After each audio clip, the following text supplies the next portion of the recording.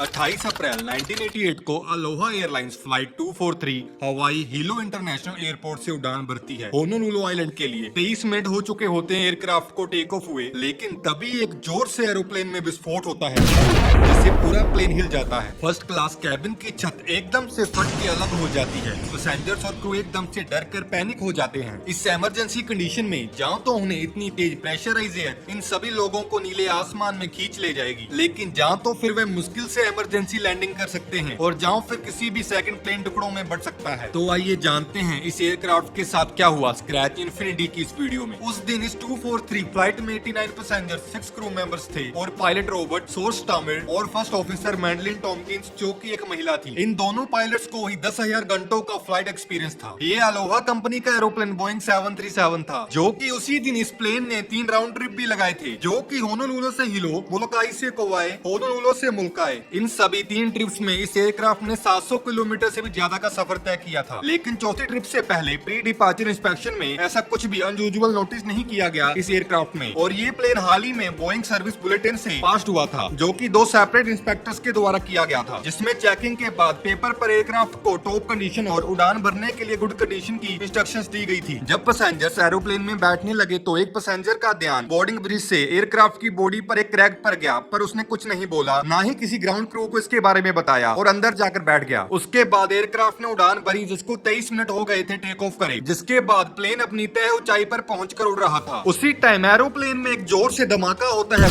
First class passengers की छत aeroplane से अलग होकर आसमान में उड़ जाती है। 54 years old flying attendant Claribel Lansing customers को फर्स्ट क्लास में ड्रिंक सर्व कर रही होती हैं, जिस समय प्लेन की छत हवा में उड़ जाती है और साथ में ही ये महिला बिना किसी प्रोटेक्शन के एयरक्राफ्ट के बाहर आसमान में उड़ जाती है, जिसके बाद कभी भी इस लेडी की बॉडी बरामद नहीं हुई। लेकिन उस समय ये खैरियत तो थी कि सभी पैसेंजर्स ने सीट बेल्ट लगा रखी थी, जिसकी वजह से कोई पैसेंजर तो हवा में नहीं उड़ा। पर प्लेन सिर्फ डेंजर में नहीं था, बल्कि 94 पीपल जिन्हें लगातार एरोप्लेन में आ रही तेज हवा से उड़ते हुए मेटल का मलबा उन्हें लगातार घायल कर रहा था, और पैसेंजर्स को अपने 180 डिग्री के दायरे में सिर्फ नीला आसमान ही दिख रहा था। लेकिन जो महिला विंडो के पास बैठी थी उसे लगातार फ्लाइंग मेटल्स और वायर्स उसके फेस को चीरते हुए जा रही थी। लेकिन जब इस हाई एक्सप्लोसिव की आवाज सुनकर जब नोटिस किया कि सडनली एरोप्लेन का कैबिन प्रेशर चेंज हो रहा है, तो कैप्टन ने जल्दी से पीछे मुड़कर देखा तो कॉकपिट डोर कंप्लीटली उखड़कर हवा में उड़ गया था और उन्हें क्लियरली नीला आसमान दिख रहा था। पर दोनों पायलट्स पूरी तरह से ठीक थे और स्टिल कैपेबल थे एरोप्लेन को कंट्रोल करने के लिए, और उन्होंने बिना टाइम वेस्ट किए इमीडिएटली डिसीजन लिया प्लेन की इमरजेंसी लैंडिंग करने का। सबसे नजदीकी एयरपोर्ट माउई में जब एरोप्लेन वायलेंटली रास्ते से हटने लगा और लुढ़कने लगा, उस वक्त बहुत से मेटल के टुकड़े लगातार दोनों इंजन में जाकर टकराने लगे, जिसकी वजह से एक इंजन फेल हो गया और क्रू सफल रहा उस इंजन को रिस्टार्ट करने में, जिसकी वजह से वे डिपेंडेंट थे ओनली एक सिंगल इंजन पे जो कभी भी खराब हो सकता था। लेकिन प्रॉब्लम अभी खत्म नहीं हुई थी। सबसे नजदीकी एयरपोर्ट माउई कुछ मिनट्स की दूरी पर था, पर जब पायलट्स ने लैंडिंग गेट डाला तो उन्होंने रिसीव नहीं की पॉजिटिव ग्रीन सिग्नल लाइट और ना ही उन्हें रिसीव हुई नेगेटिव रेड सिग्नल लाइट, जो कि उनके लिए बहुत बड़ी प्रॉब्लम क्रिएट कर सकता था, जिसमें प्लेन के 3 टुकड़े हो सकते थे, जो कि एक बहुत बड़ा हादसा हो सकता था। तो उन्हें सिर्फ होप थी कि प्लेन सक्सेसफुली लैंड हो जाएगा। इस दौरान बोर्ड पर पैसेंजर्स भी बहुत ज्यादा डर गए थे कि प्लेन ठीक से लैंड करेगा कि नहीं। प्लेन नीचे की तरफ जा रहा था और वह सब लोग मरने वाले थे, पर ऐसा नहीं हुआ और एरोप्लेन लगातार नीचे आता रहा बिना छत के, जिसकी वजह से बहुत से यात्री फील करने लगे sense of optimism and hope कि वह अब बच जाएंगे। 13 मिनट बिना छत के फ्लाइंग करने के बाद finally aeroplane landed at the airport MAUI, और ये लैंडिंग पूरी तरह से सक्सेसफुल हुई। सभी यात्री सक्सेसफुली इवैक्यूएटेड कर लिए गए, जिसमें से 65 लोगों को माइनर इंजरीज हुई थी और 8 लोगों को सीरियस इंजरीज का सामना करना पड़ा, जिसमें से भी एक पैसेंजर की कंडीशन क्रिटिकल थी। पर माउई आइलैंड में 1988 के समय कोई ज्यादा इंफ्रास्ट्रक्चर डेवलप नहीं हुआ था इस टाइप की इमरजेंसी को हैंडल करने के लिए। उस वक्त सिर्फ 2 एम्बुलेंसेस अवेलेबल थी पूरे आइलैंड पर, जो कि काफी नहीं थी। तो इसलिए एयरपोर्ट ट्रैफिक कंट्रोलर ने कॉल किया लोकल टूर कंपनी को अपनी सेवरल टूर वैन्स के जरिए बचे हुए पैसेंजर्स को नियरेस्ट हॉस्पिटल में पहुंचाने का। एयरक्राफ्ट तो फुली डैमेज हो चुका था, जो कि रिपेयर नहीं किया जा सकता था, पर उस समय इमीडिएटली ये क्वेश्चन भी उठने लगे कि बीच हवा में एयरक्राफ्ट की छत कैसे अलग हो सकती है। तो इस मिस्ट्री को सुलझाने के लिए इन्वेस्टिगेशन की गई US national transportation safety board के द्वारा। तो पता चला कि बोइंग 737-200 सीरीज प्लेन डिजाइन किया गया था